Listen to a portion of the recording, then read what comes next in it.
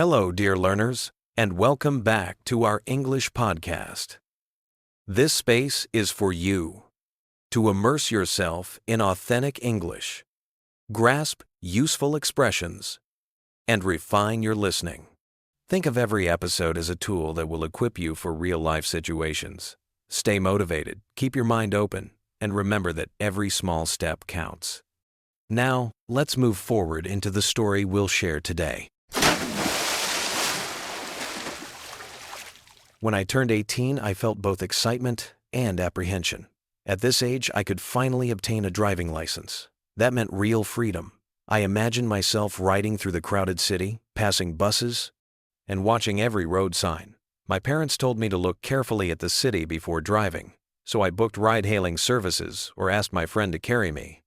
During those trips, I learned how drivers reacted to sudden horns, how they avoided the glare of high beams at night, and how they followed the rhythm of traffic.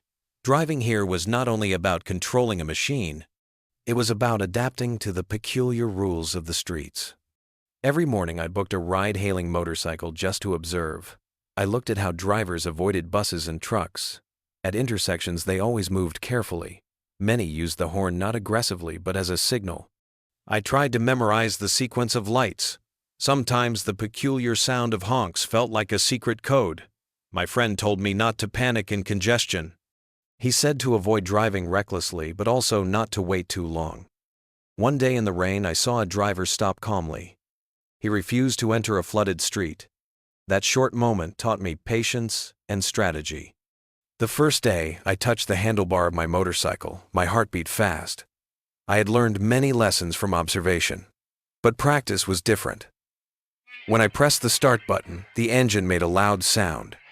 The vibration ran through my arms. I moved slowly on the narrow street. I watched the sequence of lights, the sudden pedestrians, and the unpredictable moves of other vehicles. At one intersection, a bus turned fast and intimidating. My hands trembled, but I remembered the advice. Be careful, but also firm. That first ride was not graceful, but it was my initiation into real driving. Driving every day showed me that the real test was not only technical skill. The streets were always full. With many layers of vehicles, there was congestion near schools and offices. Under the tropical sun, I felt exhaustion. The glare from cars made me almost blind. The peculiar rhythm of horns grew louder. Some people drove recklessly, others waited quietly. At one intersection, a truck ignored lane markings and pushed everyone aside. I felt small, but I followed the majority. That was my way to survive. Each ride was another adaptation.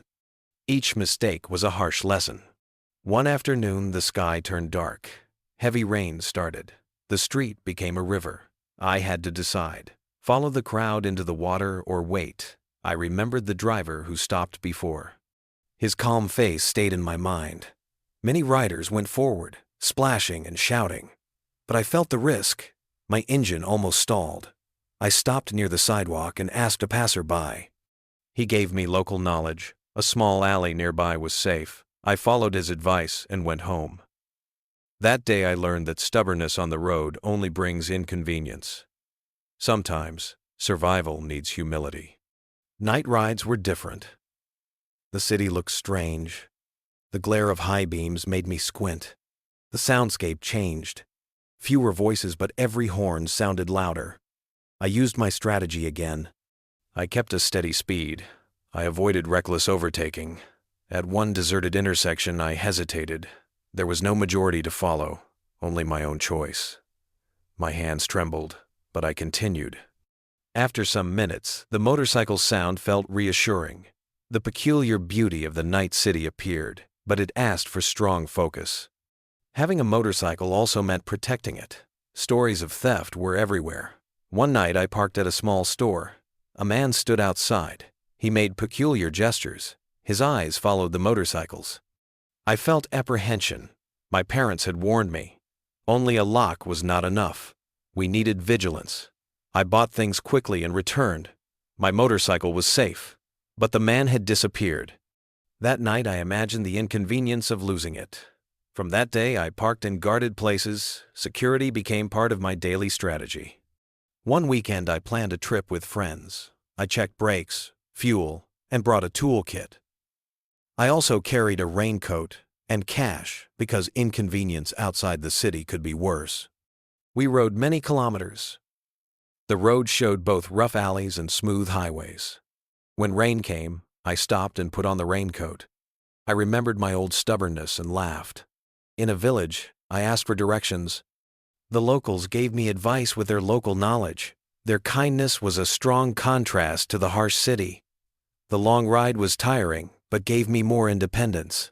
After months of practice, I understood the truth. A motorcycle brought both joy and burden. On good days, it gave me freedom. I could move fast and avoid long waits. But it also needed maintenance, money, and strong focus. There was always the risk of theft.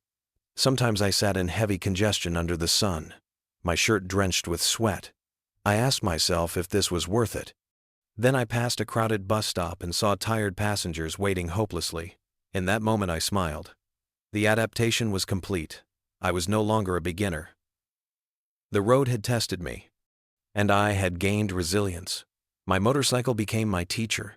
It taught me patience, humility, and endurance. Sometimes you may encounter a word in our practice that is not fully explained or clearly translated. Do not be concerned. This is a natural stage of learning. Making mistakes and experiencing confusion is not a setback. It is actually a necessary step forward. Always remember, practice is a gradual journey, never something achieved overnight. If you feel frustrated, take a deep breath and keep going. You can even repeat certain sentences while showering or brushing your teeth. Language learning is not about perfection. It is about forming a habit that gradually shapes your future. Thank you for joining me today. Keep up your practice, and I will see you again in the next episode.